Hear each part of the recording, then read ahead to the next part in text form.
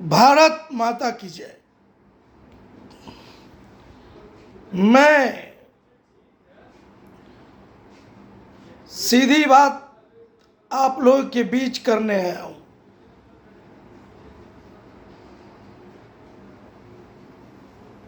मैं जब बिहार भाजपा में था उस वक्त हम आवाज उठाते थे।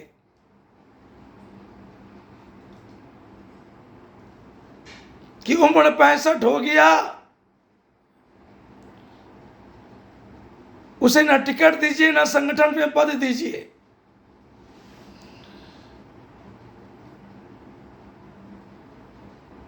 भ्रष्ट, लुटेरे, स्वार्थी, अपराधी दल बदलू को न टिकट दीजिए न उसको संगठन में पद दीजिए।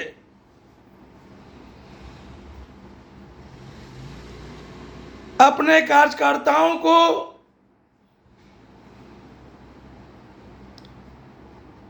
साफ सुथरा बोलने का हक, अधिकार दीजिए।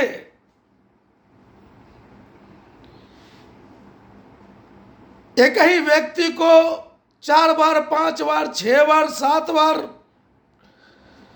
चुनाव मत लड़वाइए।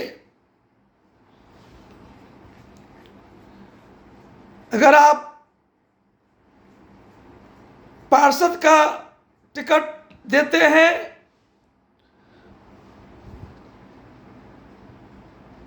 तो उसको दोबारा में जब वो नामांकन करे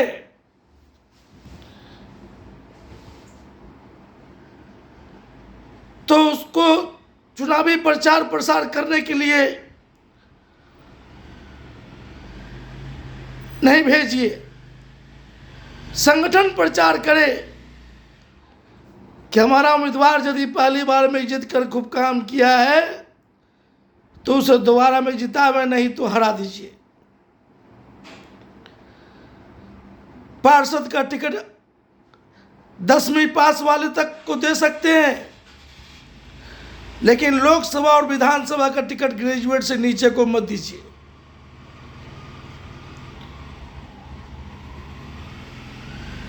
मैं ऐसा कार्यकर्ता भारतीय जनता पार्टी में रहा हूं। हम बराबर पार्टी में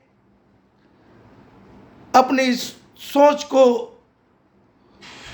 उजागर करता रहता था। हम बराबर कहते थे कि सस्ता चुनाव अभियान चलाकर चुनाव लड़ने को लोगों को कहिए और 3 प्रमुख काम सर्वप्रथम कीजिए। सबको मुफ्त शिक्षा दिलवाइए, सबको मुफ्त में बेहतर स्वास्थ्य सेवा दिलवाइए और हर घर के बेरोजगारों को रोजगार दिलवाइए। 3 प्रमुख काम सबसे पहले कीजिए।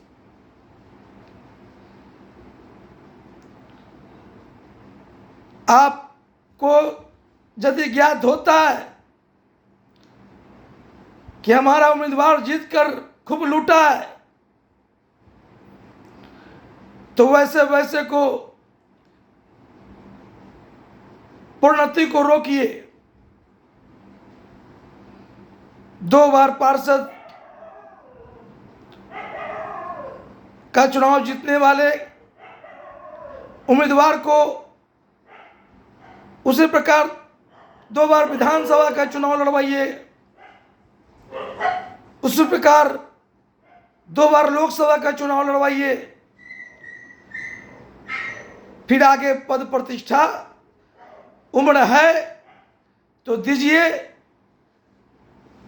नहीं तो मत दीजिए। टिकट बंटवारे में स्पष्टता दिखलाइए। यदि किसी क्षेत्र से 10-20 दावेदारी है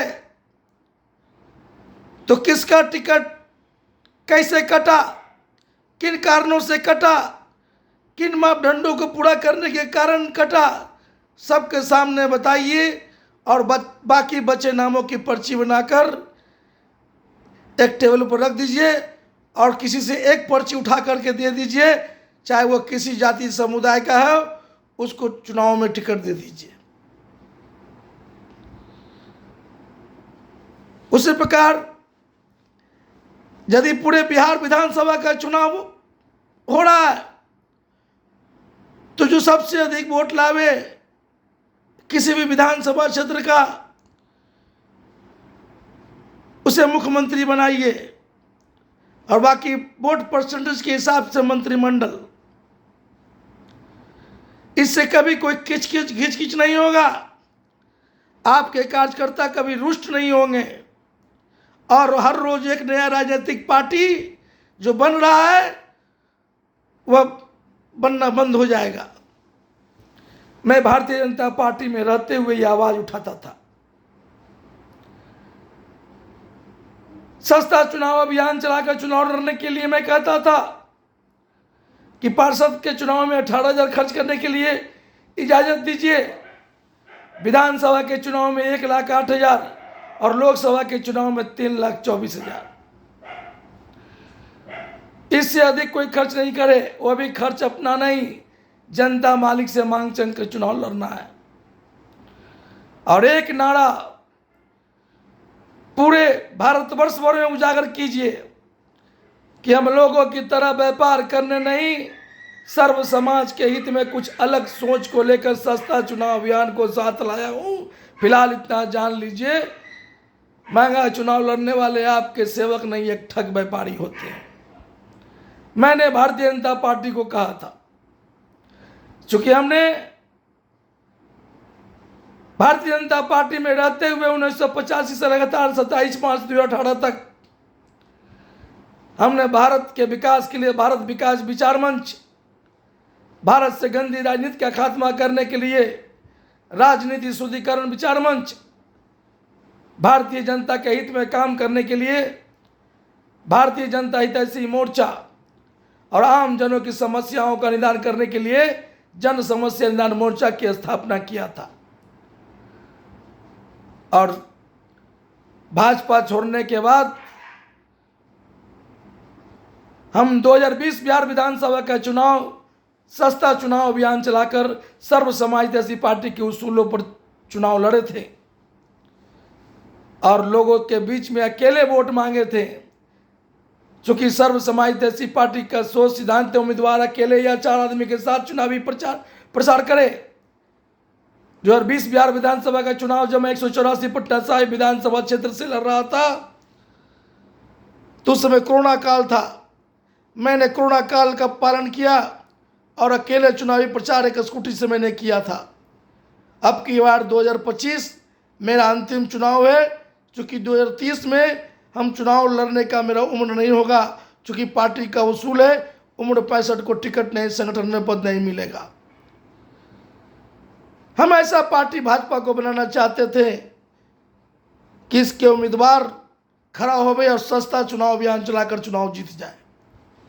लेकिन जब मुझे ज्ञात हुआ कि पार्टी विचारधारा से भटक रही है, पार्टी अलग गलत सलत लोगों को टिकट देती है और दूसरे दल को लोगों को बुला करके मान बढ़ाती है और अपने कार्यकर्ताओं का अनादर करती है, मुझे जब एहसास हुआ, मुझे जब ज्ञात हुआ, और मैं बार बार कहता था कि बात